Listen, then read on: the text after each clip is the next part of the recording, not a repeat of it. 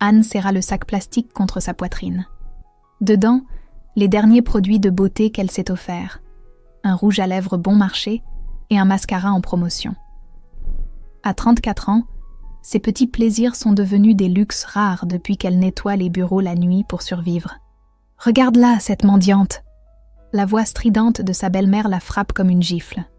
Anne se fige devant la vitrine scintillante de l'Hôtel Royal, le plus prestigieux établissement de la ville. Marc, son mari, se tient à côté de sa mère, les yeux fuyants. « Maman, s'il te plaît » murmure-t-il sans conviction. « Non, il faut qu'elle comprenne enfin qui elle est vraiment. » La femme élégante pointe un doigt accusateur vers Anne, sa voix portant dans la rue bondée. Les passants ralentissent, curieux du spectacle qui se déroule. 8 ans que mon fils gaspille sa vie avec toi. 8 ans à te nourrir pendant que tu joues à la femme au foyer. Anne sent ses joues brûler. Chaque mot est un coup de poignard, mais elle reste immobile, habituée aux humiliations. Dans sa tête, la petite voix familière chuchote. Elle a raison. Tu ne vaux rien. Tu n'as jamais rien réussi. Marc s'approche brusquement et lui arrache le sac des mains. Qu'est-ce que tu fais encore avec ça? On n'a pas d'argent à gaspiller. Les produits de beauté s'éparpillent sur le trottoir. Le rouge à lèvres roule et s'arrête près d'une bouche d'égout. Anne le regarde disparaître comme un symbole de sa dignité qui s'évapore. Tu vois cet hôtel? La belle-mère désigne la façade dorée derrière eux. Peut-être qu'ils te laisseront entrer comme une mendiante. Tu te comportes déjà comme ça. Son rire métallique résonne dans l'air. D'autres personnes s'arrêtent maintenant, formant un petit attroupement. Anne entend leur chuchotement, sans leur regard de pitié ou de mépris. Quelque chose se brise en elle. Pas de colère, pas de révolte. Juste une cassure nette, comme un élastique qui lâche après avoir été tendu trop longtemps. Mais au lieu de s'effondrer, Anne fait quelque chose d'inattendu. Elle sourit. « Vous avez raison », dit-elle d'une voix étrangement calme. « Peut-être qu'ils me laisseront entrer. » Sans attendre de réponse, elle se dirige vers l'entrée majestueuse de l'hôtel. Ses pas résonnent sur le marbre tandis qu'elle pousse les lourdes portes dorées. Derrière elle, elle entend Marc appeler « Anne, qu'est-ce que tu fais ?» Mais pour la première fois depuis des années, elle n'écoute plus. Pour la première fois, la petite voix destructrice dans sa tête s'est tue. Dans le hall somptueux, sous les lustres de cristal, Anne découvre un silence qu'elle n'avait jamais connu. Un silence qui n'est pas rempli de reproches, de critiques ou de jugements. Juste le silence de la possibilité. Elle ne sait pas encore ce qui l'attend, mais quelque chose lui dit que sa vie vient de basculer à jamais. Anne reste immobile dans le hall somptueux, ses yeux rougis fixant le sol de marbre. Les larmes coulent, sans bruit, libérant 8 années de douleur accumulées. Autour d'elle, la vie de l'hôtel continue. Clients élégants traversant l'espace. Employés discrets vaquant à leurs tâches. Elle s'attend à ce qu'on la chasse, qu'on lui demande de partir, mais personne ne la remarque vraiment. Dans ses vêtements simples et sa détresse silencieuse, elle devient invisible, un fantôme au milieu du luxe. Lentement, Anne lève la tête et observe vraiment l'endroit pour la première fois. Le hall est magnifique, mais quelque chose attire son attention. Les fleurs dans le grand vase près de l'accueil commencent à faner. 2 pétales de rose sont tombés sur la table d'acajou, créant une tache de négligence dans la perfection ambiante. Sans réfléchir, elle s'approche et ramasse délicatement les pétales. Son geste est automatique, naturel. Puis elle remarque autre chose. La disposition des magazines sur la table basse n'est pas harmonieuse. Ils sont éparpillés sans logique, certains froissés. Anne se surprend à réorganiser discrètement les publications, créant un éventail parfait. Ses mains bougent avec une précision qu'elle ne se connaissait pas, guidée par un instinct esthétique endormi depuis des années. « Excusez-moi, madame. » La voix douce la fait sursauter. Une jeune femme brune aux yeux vifs, portant l'uniforme de l'hôtel, l'observe avec curiosité. « Je suis Sophie, responsable de l'accueil de nuit. Tout va bien ?» Anne rougit, réalisant qu'elle a été prise en flagrant délit de rangement. « Pardon, je ne voulais pas... » « Au contraire, » dit Sophie avec un sourire. « J'observe ce hall depuis des heures et vous êtes la première personne à remarquer ces détails. » « Vous travaillez dans l'hôtellerie ? » « Non, je Je nettoie des bureaux la nuit. Les mots sortent avec la honte habituelle. Mais Sophie ne montre aucun mépris. Au contraire, elle hoche la tête avec compréhension. Le nettoyage, c'est tout un art. On voit les détails que d'autres ignorent. Cette simple phrase fait quelque chose d'étrange à Anne. Quelqu'un vient de transformer sa petite profession en expertise. Pour la première fois de sa vie adulte, elle ne se sent pas jugée pour ce qu'elle fait.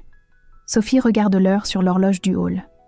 Écoutez, c'est peut-être du culot de ma part, mais notre équipe de nettoyage de nuit cherche quelqu'un. Vous seriez intéressé ? Anne cligne des yeux, certaine d'avoir mal entendu.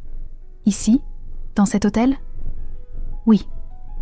Je ne peux pas vous garantir le poste, mais je peux vous présenter à Madame Laurent, notre directrice adjointe.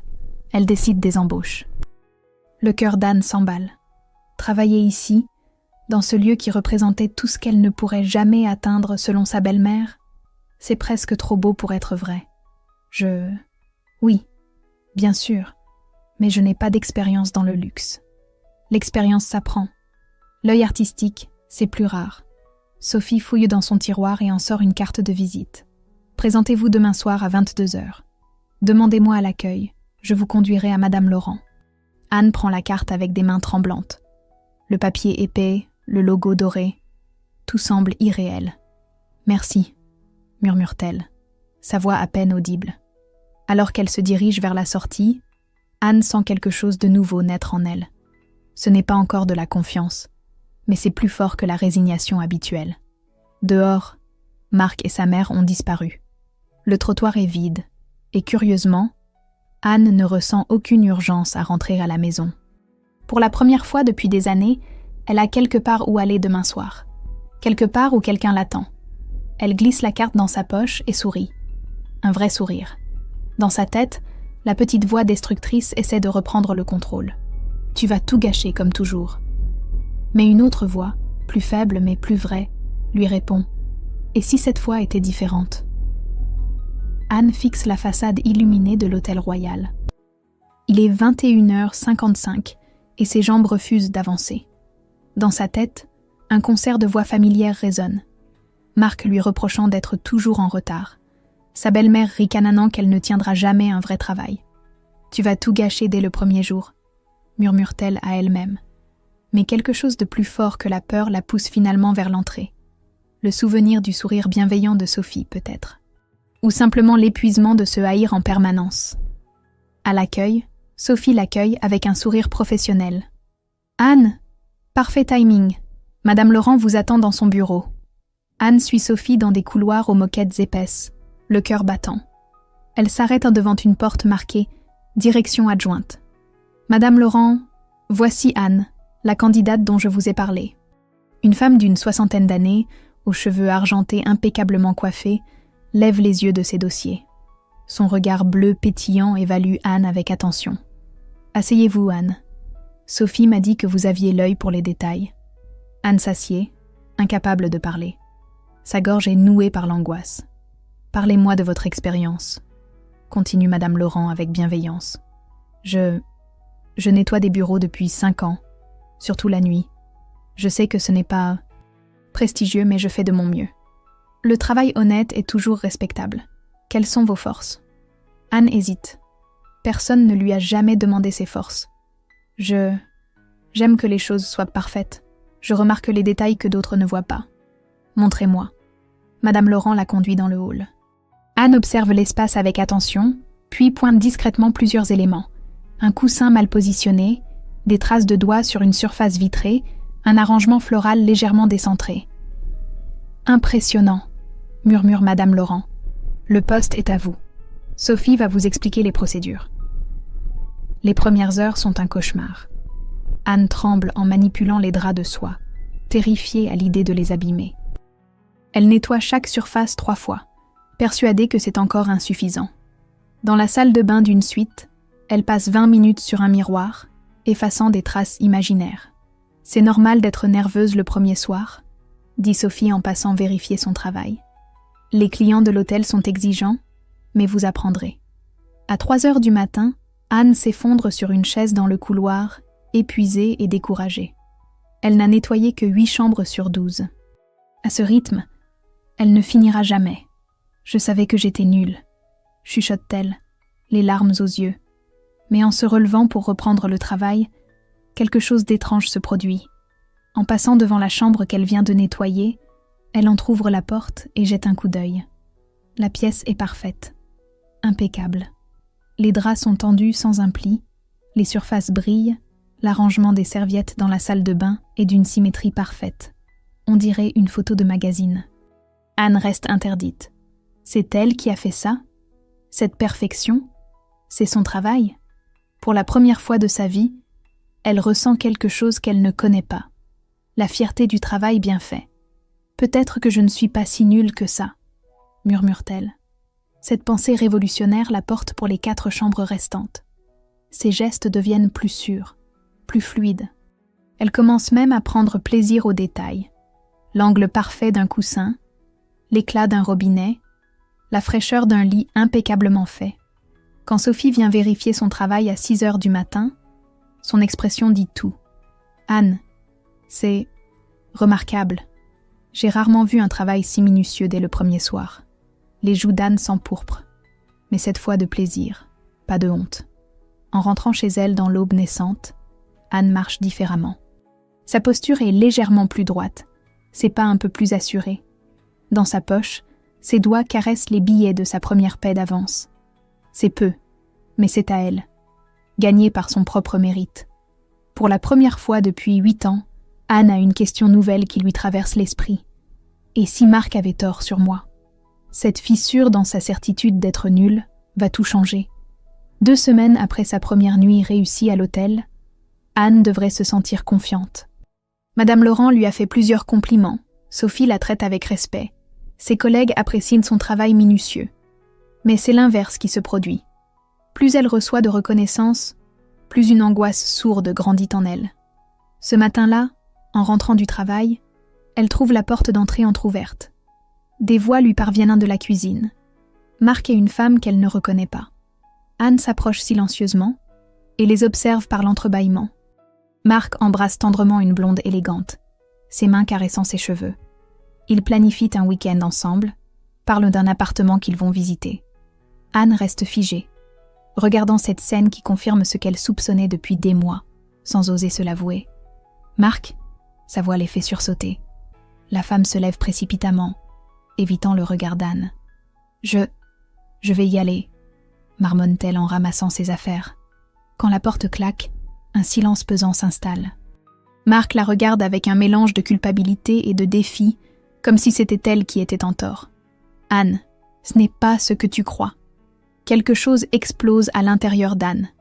Toutes les humiliations, tous les compromis, toutes les fois où elle s'est excusée d'exister remontent d'un coup comme un volcan en éruption. « 8 ans !» hurle-t-elle, sa voix se brisant. 8 ans que je me détruis pour toi. 8 ans que j'accepte tes critiques, ta mère, tes mensonges. Marc recule, choqué par cette violence qu'il ne lui connaît pas. « Anne, calme-toi. Tu es hystérique. » Hystérique, Anne renverse une chaise, puis attrape la vaisselle du petit déjeuner et la lance contre le mur. « Tu me trompes sous mon propre toit, et c'est moi qui suis hystérique ?» Elle sort en claquant la porte si fort que le verre tremble, laissant Marc pantois. Dans la rue, les passants la regardent bizarrement. Une femme en larmes qui marche en zigzag, parlant toute seule. Elle entre dans le premier bar qu'elle trouve et commande un verre de vodka. Puis un autre, puis un autre. L'alcool brûle sa gorge, mais engourdit la douleur. Pour la première fois depuis des années, Anne ne ressent plus rien. Plus de honte, plus de peur, plus de cette voix intérieure qui la critique sans arrêt. Ce soir-là, elle arrive à l'hôtel ivre. Ses gestes sont maladroits, sa coordination défaillante.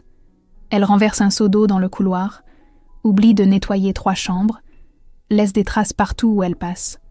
Sophie la trouve titubant dans un couloir à 2 heures du matin. « Anne, qu'est-ce qui vous arrive ?»« Rien, » marmonne Anne, la langue pâteuse. « Tout va très bien dans le meilleur des mondes. Mon mari me trompe, mais tout va bien. » Les jours suivants sont un cauchemar. Anne boit avant le travail, pendant les pauses, après le service. Elle arrive en retard, fait des erreurs grossières, évite ses collègues. La colère s'est transformée en autodestruction méthodique. Je savais que ça ne durerait pas, se répète-t-elle. Je savais que j'étais nulle. Un soir, dans le bureau de Madame Laurent pour déposer un rapport, Anne fixe le tiroir-caisse entrouvert. 50 € traînent là, négligemment posés. 50 € qui lui permettraient d'acheter une bouteille, d'oublier encore une nuit. Sa main tremble quand elle s'approche. C'est mal, elle le sait. Mais la douleur est plus forte que la morale. Elle glisse les billets dans sa poche avec l'impression de franchir une ligne rouge. Anne, la voix de Madame Laurent la fait sursauter. Son cœur s'emballe tandis qu'elle se retourne, l'argent volé brûlant dans sa poche comme un fer rouge. « Que faites-vous dans mon bureau ?» J'apportais le rapport de nettoyage. Madame Laurent s'approche de son bureau, remarque immédiatement le tiroir ouvert et l'argent manquant. Son regard se durcit, déçu et sévère. « Videz vos poches, Anne. » Les billets tombent sur le sol comme une condamnation. Anne ne peut même pas nier, trop épuisée pour mentir. Vous buvez depuis 1 semaine, vous sabotez votre travail, et maintenant vous volez, énumère Madame Laurent d'une voix froide. Donnez-moi une seule raison de ne pas appeler la police. Anne s'effondre sur une chaise, toutes ses défenses tombées. N'appelez pas la police, sanglote-t-elle. Je rembourserai tout. Je sais que je suis nulle, que je ne mérite rien. Marc avait raison depuis le début. Madame Laurent la regarde longuement, son expression passant lentement de la colère à quelque chose qui ressemble à de la compassion professionnelle. Anne, regardez-moi. Anne lève ses yeux rougis, remplis de honte et de désespoir. Vous n'êtes pas nulle. Vous êtes en train de vous détruire, mais vous n'êtes pas nulle. Que s'est-il passé? Et pour la première fois depuis des années, Anne raconte tout. Marc, sa maîtresse, les humiliations, la découverte, l'explosion de rage suivie de l'effondrement. Les mots sortent dans un flot chaotique de douleur et de colère. « Je vous donne une dernière chance », dit finalement Madame Laurent, après un long silence. Mais à des conditions strictes. Plus d'alcool, plus de retard, plus d'erreurs. Et vous remboursez jusqu'au dernier centime. Anne hoche la tête vigoureusement, s'accrochant à cette bouée de sauvetage inespérée. En sortant de l'hôtel cette nuit-là, Anne réalise qu'elle vient de toucher le fond absolu. Voleuse, alcoolique, femme trompée et humiliée. Il n'y a plus nulle part où tomber. Mais parfois, c'est quand on touche le fond qu'on peut enfin rebondir. Anne se réveille avec la gueule de bois et le goût amer de la honte. Les événements de la nuit précédente lui reviennent par fragments douloureux. L'argent volé, les larmes devant Madame Laurent, la dernière chance accordée comme une grâce qu'elle ne mérite pas. Elle compte ses économies cachées dans une boîte à chaussures. 120 € en tout, ses maigres réserves pour les urgences. Il faut qu'elle rembourse les 50 € volés, mais ça signifie sacrifier ses dernières sécurités financières. « Tu vaux même pas 50 €, murmure-t-elle à son reflet ravagé dans le miroir de la salle de bain. À midi, Marc l'appelle, sa voix pleine de reproches et d'agacement. « Ma mère veut te voir. Elle dit que les voisins t'ont vu sortir du bar hier en titubant. Tu nous fais honte, Anne, encore plus que d'habitude. » Ces mots la frappent comme des coups de poing. Faire honte. Comme si elle n'était déjà pas assez humiliée. « Marc, nous devons parler de cette femme que j'ai vue. Il n'y a rien à dire. Tu bois, tu deviens paranoïaque. Ma mère avait raison depuis le début. Tu es en train de craquer. » Il raccroche, la laissant avec ses doutes et sa douleur. Anne regarde la bouteille de vin entamée sur la table de la cuisine. Il serait si facile de la finir, d'oublier encore une fois cette réalité insupportable. Mais l'image de Madame Laurent lui revient. Cette femme qui aurait pu la détruire et qui a choisi de lui donner une chance. Cette chance qu'Anne a l'impression de ne pas mériter mais qu'elle ne peut pas gaspiller. À 18h, elle se présente à l'hôtel avec l'enveloppe contenant les 50 €. Ses mains tremblent quand elle frappe à la porte du bureau de Madame Laurent, comme une condamnée face à son juge. « Entrez, Anne. » Anne pose l'enveloppe sur le bureau sans un mot. Madame Laurent la regarde attentivement, notant ses cernes, ses mains qui tremblent légèrement. « Comment vous sentez-vous ? » ?»« Comme la pire des femmes, » avoue Anne. « Comme quelqu'un qui ne mérite pas de seconde chance. Mais je ne veux pas vous décevoir encore. Et pourtant, vous êtes venu rembourser.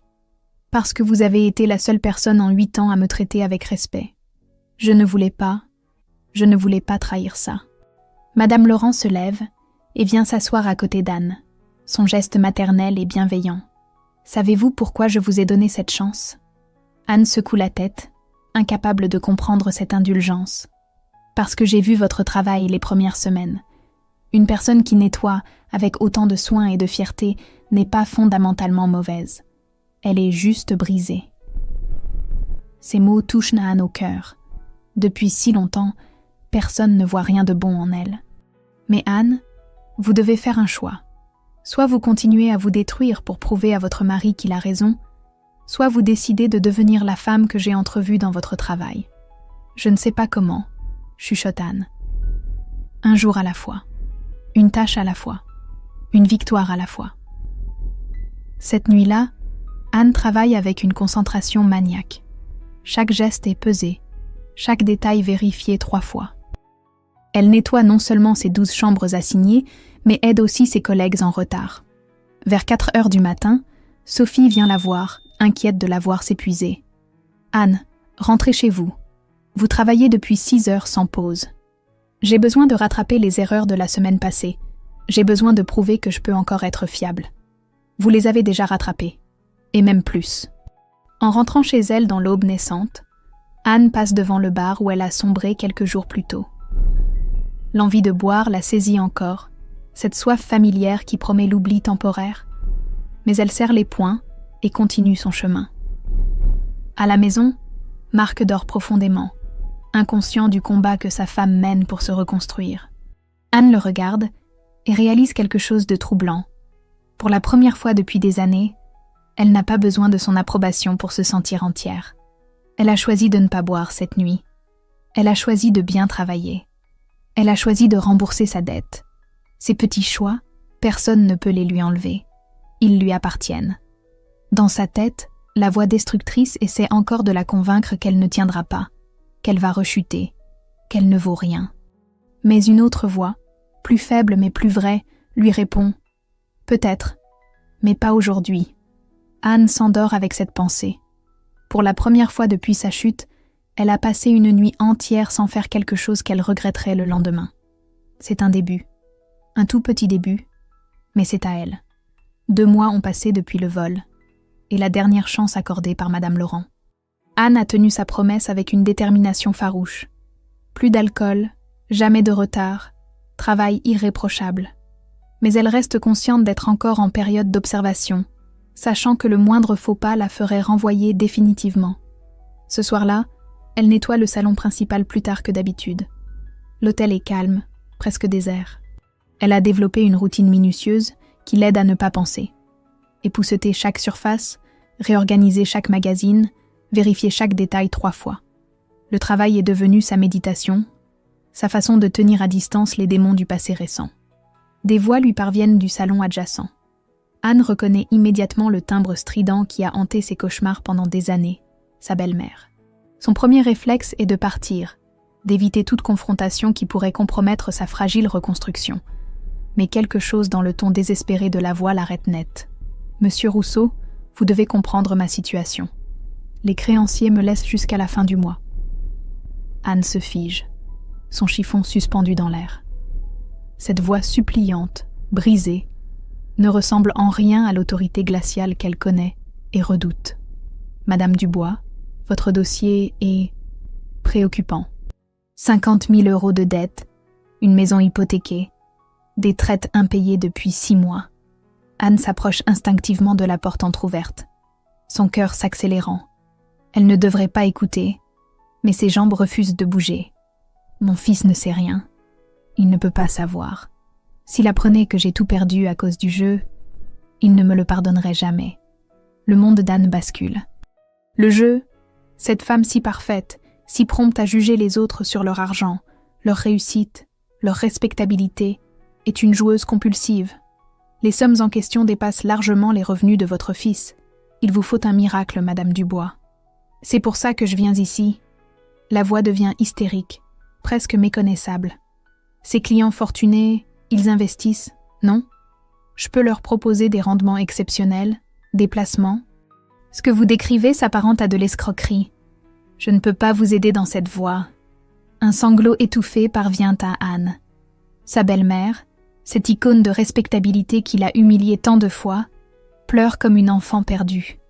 Vous ne comprenez pas. J'ai déjà perdu ma dignité. Ma maison sera saisie dans 3 semaines.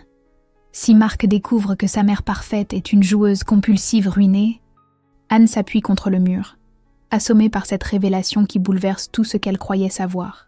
Toutes ces années d'humiliation, de critiques sur son manque d'argent, sa petitesse sociale. Tout cela venait d'une femme encore plus brisée qu'elle ne l'a jamais été. Vous comprenez maintenant pourquoi je ne supporte pas cette Anne ? Continue sa belle-mère, la voix tremblante de désespoir. Elle me renvoie l'image de ce que je suis devenue. Pauvre, pathétique, dépendante. En la détruisant, j'ai l'impression de détruire ma propre honte. Ces mots frappent Anne comme une révélation foudroyante. L'acharnement, la cruauté gratuite, l'obsession de l'humilier, tout s'explique enfin. Sa belle-mère ne la détestait pas pour ce qu'elle était, mais pour ce qu'elle lui rappelait de sa propre déchéance. Les pas et les murmures d'adieu indiquent la fin de l'entretien. Anne reste paralysée dans le couloir, digérant cette vérité qui remet en question 8 années de souffrance et d'autodévalorisation. Quand le silence revient, elle s'effondre sur une chaise. La femme qui l'a brisée psychologiquement était elle-même plus brisée. Celle qui l'accusait d'être un poids financier était ruinée. Celle qui prêchait la respectabilité vivait dans le mensonge permanent. Une colère sourde monte en elle. Pas la rage destructrice qui l'avait menée à l'alcool et au vol, mais quelque chose de plus froid, de plus lucide. Combien de nuits a-t-elle pleuré à cause des mots de cette femme ? Combien de fois s'est-elle sentie inférieure, inadéquate, nulle, à cause de quelqu'un qui mentait sur sa propre vie ? Anne ? La voix de Madame Laurent la fait sursauter. Sa supérieure se tient dans l'embrasure, un dossier à la main, l'observant avec attention. Je finissais le salon, marmonne Anne, encore sous le choc de sa découverte. Madame Laurent s'approche, remarquant immédiatement son visage bouleversé, ses mains qui tremblent légèrement. « Tout va bien ? Vous semblez... troublée. » Anne hésite. Révéler ce qu'elle vient d'entendre, garder ce secret explosif. Dans sa tête, 1000 scénarios de vengeance se bousculent. Elle pourrait détruire sa belle-mère d'un mot, révéler ses secrets, la faire chanter, lui rendre toute la douleur qu'elle lui a infligée. Mais l'image de sa propre chute lui revient. L'alcool, le vol, la honte de se réveiller chaque matin en se haïssant. Elle sait intimement ce que c'est que de toucher le fond. « Non », dit-elle finalement.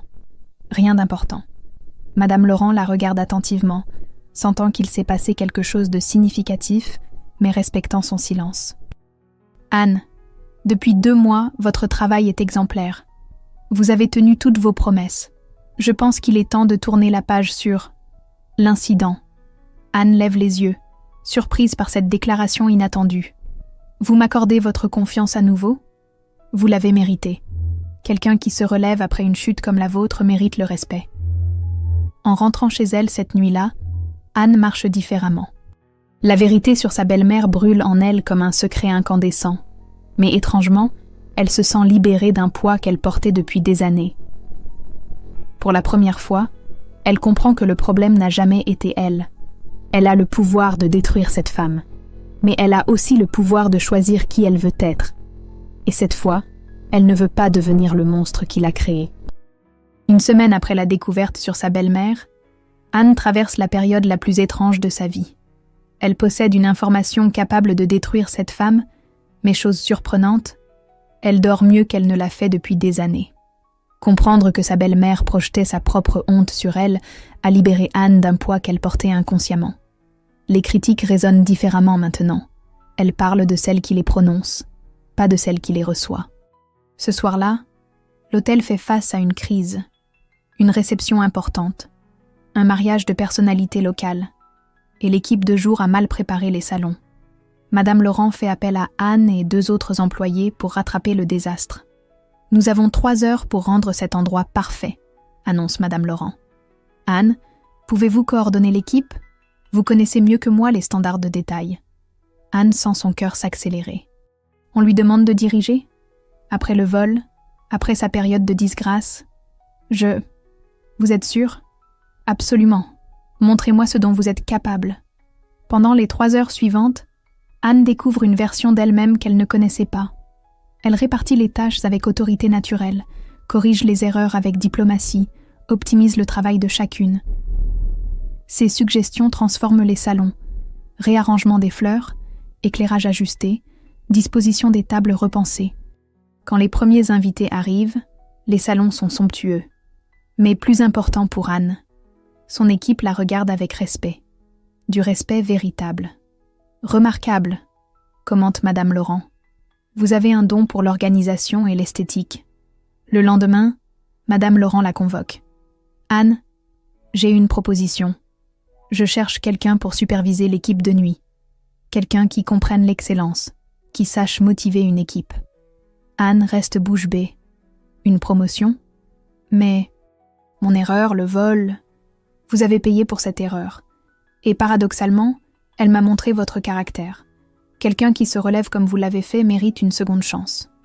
J'accepte, dit-elle, sa voix claire et assurée. En rentrant chez elle, Marc l'attend avec son air habituel de reproche. Encore en retard. Tu vas finir par perdre ce travail ridicule. En fait, Marc, j'ai été promue ce soir. Promue ? Toi ? Oui, moi. Cette nuit-là, Anne ne se couche pas immédiatement. Elle reste debout devant la fenêtre, regardant la ville endormie. Quelque part là-bas, sa belle-mère se débat avec ses démons. Et ici, dans cette chambre où elle a pleuré tant de nuits, Anne découvre enfin ce que signifie la paix intérieure. Elle n'a plus peur de qui elle est. Pour la première fois de sa vie, Anne s'aime. 3 mois ont passé depuis la promotion d'Anne. Le changement n'est pas spectaculaire en apparence. Elle porte toujours ses vêtements simples, habite toujours le même petit appartement, prend toujours le même bus pour aller travailler. Mais quelque chose de fondamental a basculé dans son être même. Ce soir-là, en entrant dans l'hôtel, Anne remarque immédiatement l'agitation inhabituelle. Le personnel semble nerveux, les clients plus nombreux que d'habitude. Sophie l'accueille avec un sourire soulagé qui en dit long sur la confiance qu'elle lui porte désormais. « Anne, parfait timing. On a un problème avec la suite présidentielle. Le client arrive dans 2 heures et l'équipe de jour a laissé un véritable désastre. » Avant, Anne aurait paniqué, balbutié des excuses préventives, cherché quelqu'un d'autre pour gérer la crise. Maintenant, elle hoche simplement la tête avec cette assurance tranquille qu'elle a développée. « Montre-moi. » La suite présidentielle ressemble effectivement à un champ de bataille. Draps mal ajustés, salle de bain encore humide du nettoyage bâclé, poussière visible sur les meubles d'acajou, arrangements floraux en désordre.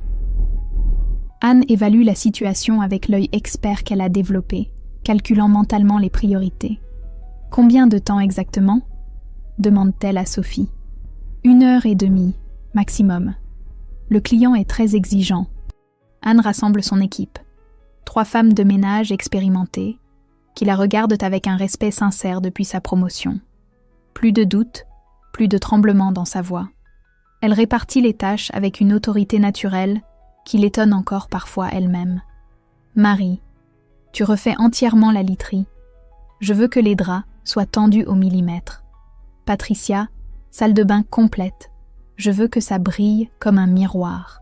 Sylvie, tu t'occupes du salon pendant que je gère les détails et les finitions. » Pendant l'heure suivante, Anne orchestre le travail avec une précision chirurgicale.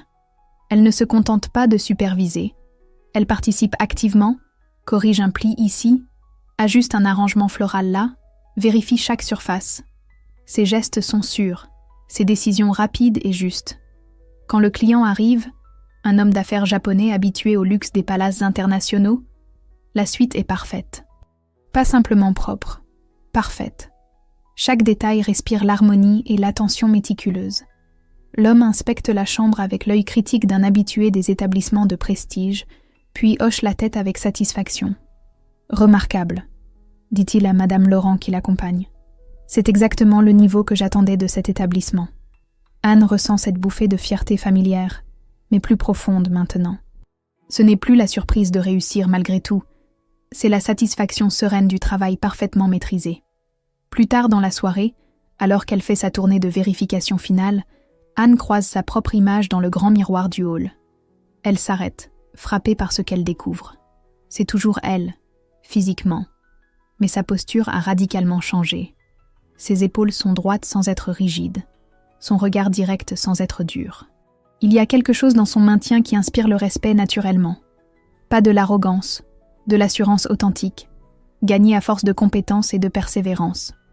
Le lendemain matin, en rentrant chez elle, Anne trouve Marc dans la cuisine, inhabituellement agité. Il fait les 100 pas, son téléphone à la main, l'air préoccupé et contrarié. « Ma mère veut te voir », dit-il sans préambule, évitant son regard. Elle insiste pour qu'on passe la voir ce soir.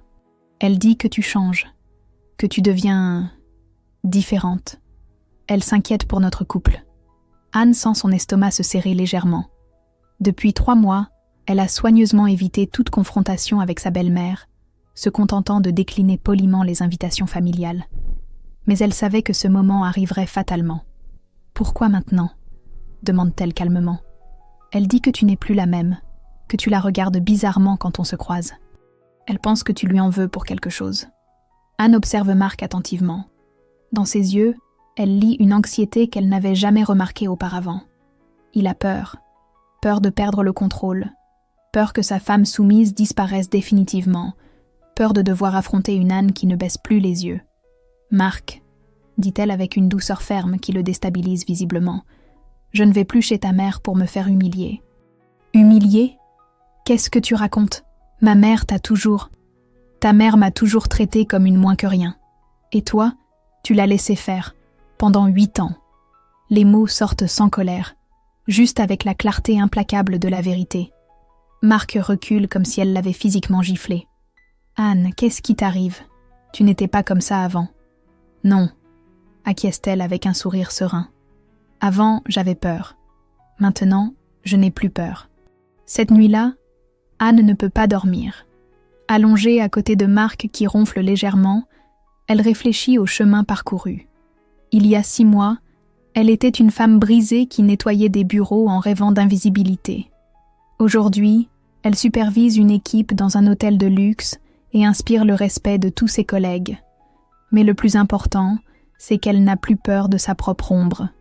Son téléphone vibre doucement. Un message de Madame Laurent. « Bravo pour ce soir. Le client japonais a demandé spécifiquement que vous supervisiez tous ses séjours futurs. » Anne sourit dans l'obscurité. Quelqu'un, quelque part, apprécie son travail au point de la demander personnellement. Cette reconnaissance, elle l'a gagnée par son mérite, sa compétence, sa détermination. Dehors, la ville s'éveille lentement dans l'aube naissante. Anne sait que dans quelques heures, elle devra probablement affronter sa belle-mère. Mais pour la première fois de sa vie, cette perspective ne la terrifie absolument pas. Elle n'est plus la même femme qui tremblait devant cette femme il y a 6 mois. Elle ne sera plus jamais cette femme-là. 2 semaines plus tard, Marc et sa belle-mère apparaissent dans le hall de l'hôtel royal. Anne les voit arriver depuis l'accueil où elle consulte Sophie sur les réservations de la semaine. Son cœur ne s'emballe plus. Une paix profonde l'habite. Il s'attendait manifestement à trouver l'ancienne Anne, celle qui se cachait, qui tremblait, qui fuyait leur regard. Au lieu de cela, ils découvrent une femme en tailleur sobre, mais élégant, qui s'avance vers eux avec une assurance tranquille. « Bonsoir », dit Anne avec une courtoisie professionnelle parfaite. Sa belle-mère la dévisage, cherchant des failles, des signes de faiblesse. Mais Anne la regarde droit dans les yeux, sans haine, sans peur, juste avec la sérénité de quelqu'un qui connaît sa propre valeur. « Anne », commence Marc, déstabilisé. « Nous devons parler. Ma mère pense que... »« Qu'est-ce que tu fais ici ?» l'interrompt sa belle-mère, sa voix moins assurée qu'autrefois. « Je travaille. Je supervise l'équipe de nuit de cet établissement. » Le mot « supervise » tombe comme une bombe. Anne voit sa belle-mère pâlir légèrement. Cette femme qui l'humiliait en la traitant de mendiante découvre qu'elle dirige une équipe dans l'hôtel le plus prestigieux de la ville. « Supervise ?» Marc répète, incrédule. « Toi ?»« Oui, moi. » Anne pourrait révéler le secret de sa belle-mère, la détruire d'un mot. Elle pourrait savourer sa vengeance, retourner 8 années d'humiliation. Mais elle choisit autre chose. La grandeur. « J'ai construit ma vie ici, » dit-elle calmement. « J'ai trouvé ma place, mon équipe, ma fierté. Je ne reviendrai pas en arrière. Anne, écoute. Marc tente une approche suppliante. Je sais que j'ai fait des erreurs. On peut recommencer, tous les deux. Marc, l'interrompt Anne avec une douceur ferme. J'ai rencontré quelqu'un qui me voit comme je suis vraiment. Quelqu'un qui m'encourage au lieu de me diminuer. Ces mots frappent Marc comme une gifle. Sa belle-mère chancelle légèrement. Tu as quelqu'un d'autre. J'ai surtout moi-même. Pour la première fois de ma vie. Anne regarde sa belle-mère une dernière fois. Cette femme brisée qui projetait sa honte sur elle, qui détruisait les autres pour masquer sa propre destruction. Elle ressent presque de la pitié. « Madame, dit-elle avec une politesse glaciale, je vous souhaite de trouver la paix avec vos propres démons. » L'allusion subtile fait tressaillir sa belle-mère. Elle sait qu'Anne sait, mais elle comprend aussi qu'Anne ne parlera pas.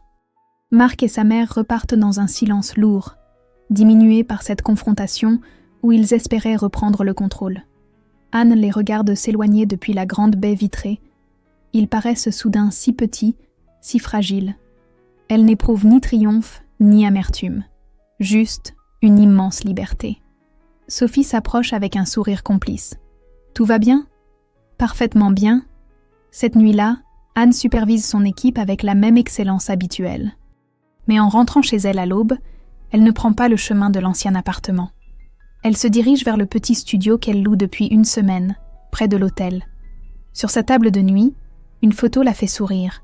Elle et David, le chef sommelier de l'hôtel, lors du dîner de personnel du mois dernier. Un homme qui la regarde avec admiration, qui valorise son intelligence, qui la fait rire. Mais même sans David, Anne serait heureuse.